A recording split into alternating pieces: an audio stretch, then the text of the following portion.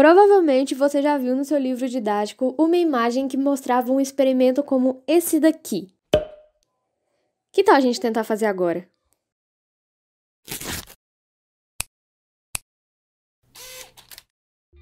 Primeiro, você vai pegar uma vela e colocá-la no centro de uma bacia, e depois acendê-la.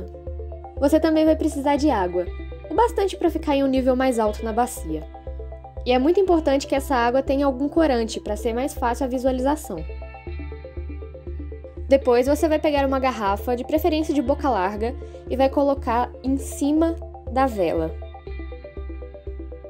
Depois disso, a vela vai continuar acesa por mais algum tempinho, mas logo ela se apaga.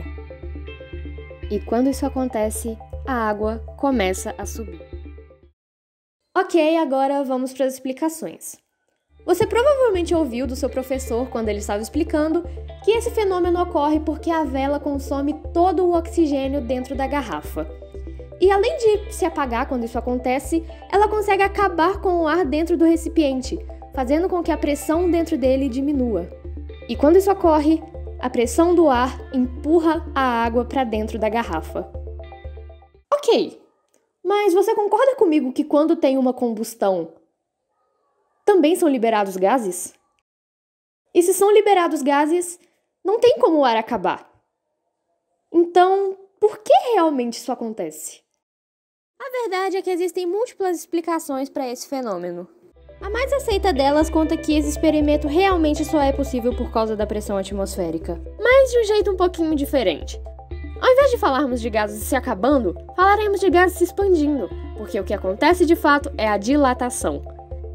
Quando colocamos a garrafa em cima da vela, ela esquenta os gases que estão lá dentro, fazendo eles se expandirem. E é muito importante lembrar que essa expansão acontece porque, quando fornecemos calor, energia para as partículas, elas vão adquirindo cada vez mais agitação. Desse modo, a distância entre elas aumenta, e é aí que está a explicação do fenômeno. Para uma combustão acontecer, ela precisa de oxigênio. Então, a vela, enquanto está acesa, vai consumindo todo o oxigênio que está dentro da garrafa. E sem ele, ela vai se apagar. Daí, os gases perdem a sua fonte de calor e começam a se esfriar, perder pressão e se contrair. Bom, pensando assim, alguns espaços da garrafa vão ficar vazios. E eu acho que alguma coisa vai precisar preenchê-los, não é? E é exatamente desse jeito que a pressão atmosférica faz o seu trabalho. Ela apenas empurra a água para dentro dos espaços vazios que ficaram na garrafa depois que o ar se contraiu, fazendo isso tudo ficar muito mais interessante.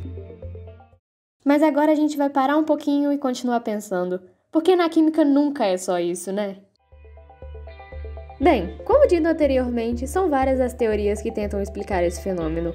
E pra gente poder quebrar um pouquinho mais a cabeça, eu vou citar mais algumas delas. Primeiro, temos outra hipótese que envolve dissolução. E ela explica que o gás carbônico produzido durante a combustão da vela se dissolve na água, diminuindo o volume gasoso dentro da garrafa e aumentando o volume da água consequentemente. Também temos mais uma explicação. E essa diz que enquanto a vela está esquentando o ar, ele se expande e escapa para fora da garrafa por meio de bolhas, deixando o volume gasoso lá dentro um pouco menor do que era inicialmente. Depois disso tudo, eu só queria mostrar para você uma outra possibilidade de fazer um experimento que tem a mesma ideia que esse. Mas nesse caso, ao invés de usarmos uma vela, nós usaremos álcool 70. Primeiro você vai colocar esse álcool dentro de um borrifador e colocar dentro da garrafa. Posteriormente, tomando muito cuidado, você vai colocar fogo dentro dela. E depois você vai rapidamente colocar essa garrafa de boca para baixo naquela mesma bacia com água que você usou no outro experimento. E nesse caso, a água sobe numa velocidade muito maior, o que eu acho muito mais emocionante. Bom, chegamos ao fim do nosso primeiro vídeo, do primeiro experimento que analisamos aqui junto a vocês.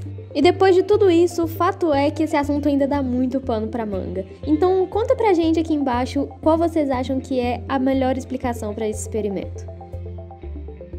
Muito obrigada por assistirem até aqui, divulguem bastante para que mais pessoas consigam saber dessa curiosidade e a gente fala mais químicas no próximo vídeo.